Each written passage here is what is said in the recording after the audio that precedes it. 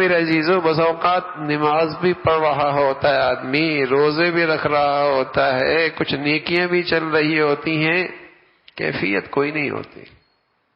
ایمان کی سطح اندر کا باطن صحت مند کوئی نہیں ہوتا، وہی ایک رسمن زندگی گزر رہی ہوتی ہے۔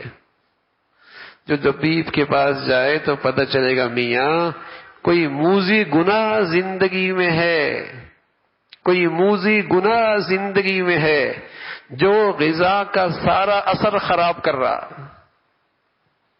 غذا تو کھا رہا ہے، عبادات تو کر رہا ہے، کچھ نیکیاں تو کر رہا ہے، لیکن کوئی موذی گناہ بھی اس کی زندگی میں ہے جس سے سارا غذا کا اثر ضائع ہو رہا ہے، اس کا فائدہ ہی نہیں ہو رہا۔ مہینے سال نفل پڑھ رہا ہے، نمازیں پڑھ رہا ہے، روزے رکھ رہا ہے، لیکن ایمان کی سطح اندر کے انسان کی قوت توانائی پھر بھی کوئی نہیں، اس لیے کہ جہاں کوئی گناہ آتا ہے بہہ جاتا ہے۔ فرائض چھوڑنے میں ذرا بھی ہچکچاہٹ اختیار نہیں کرتا، اور نمازیں بھی چل رہی ہیں۔ تو یہ اندر کے جو انسان صحت مند نہیں ہو رہا، ضرور کوئی موذی گناہ کر رہا۔ تو جب میرے عزیزو آدمی اندر کے لحاظ سے بیمار ہو جائے تو اسے تینوں چیزوں کی ضرورت ہوتی ہے، تینوں چیزوں کی ضرورت ہوتی ہے۔ غذا بھی ضروری ہوتی ہے، دوا بھی ضروری ہوتی ہے، لیکن کوئی مصلح اور طبیب بھی ضروری ہوتا ہے جو صحیح مقدار تجویز کرے۔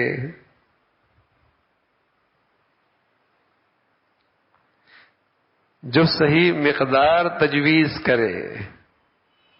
غذا بھی ضروری ہوتی ہے، دوا بھی ضروری ہوتی ہے، اور طبیب بھی ضروری ہوتا ہے جو صحیح دوا تجویز کرے، جو اس کی صحیح رہنمائی کرے، پھر بات بنتی ہے، پھر بات بنتی ہے۔ اس لیے جب آدمی اپنی اصلاح کی فکر کرتا ہے، اصلاح کی فکر کرتا ہے، تو اسے یہ مجاہدہ کرنا پڑتا ہے، یہ مجاہدہ کرنا پڑتا ہے کہ مجاہدے کے ساتھ اسے غذا کھانی ہے، دوا استعمال کرنی ہے، مجاہدے کے ساتھ۔ کم از کم مجاہدہ کیا ہے؟ آخری درجہ، کہ کم از کم اتنی غذا ضرور استعمال کرے کہ دوا اثر کر سکے۔ خالی پیٹ کے اندر دوائی نہیں کھانی چاہیے،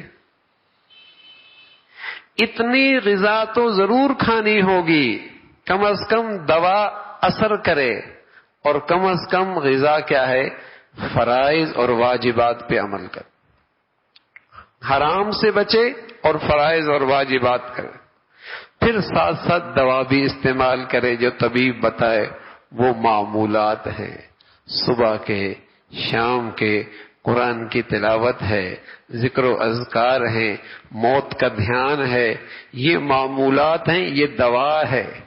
اگر دوا استعمال کر رہا، غذا میں سستی کر رہا، تب بھی صحت نہیں ملنی، اور اگر غذا استعمال کر رہا، دوا کو نظر انداز کر رہا، تب بھی بیماری ختم کوئی نہیں ہونی۔ غذا بھی استعمال کرنی ہے جو فرض کے درجے میں ہے۔ اب ایک آدمی تسبیح بھی تسبیح پڑھ رہا ہے، تسبیح بھی تسبیح پڑھ رہا ہے، تسبیح بھی تسبیح پڑھ رہا ہے، فجر کوئی نہیں پڑھ رہا، دوا تو کھا رہا ہے اور غذا کوئی نہیں کھا رہا، تو کیا ہوگا؟ جب خالی پیٹ کوئی چیز کھا لے گا تو اور ری ایکشن ہوگا۔ صدقے خیرات تو بہت کر رہا ہے لیکن حرام آمدنی سے توبہ نہیں کر رہا، تو کیا ہوگا؟ کیا ہوگا؟ نفل تو بہت پڑھ رہا ہے، غیبت نہیں چھوڑ رہا، تو کیا ہوگا؟ وظائف تو بہت پڑھ رہا ہے لیکن بد نظری نہیں چھوڑ رہا، تو میرے عزیزو، جیسے جسمانی صحت